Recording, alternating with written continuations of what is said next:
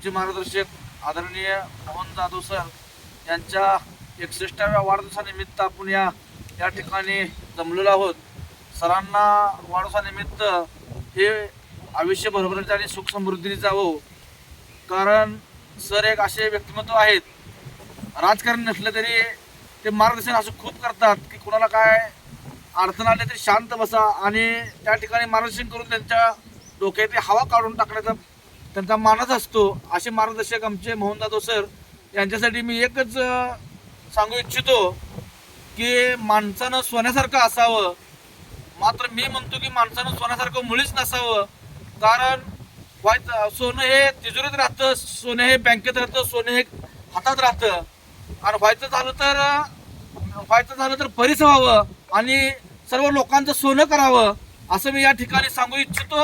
व तसेच one best book is equal to good 100 friend, but one good friend is equal to 1000 book.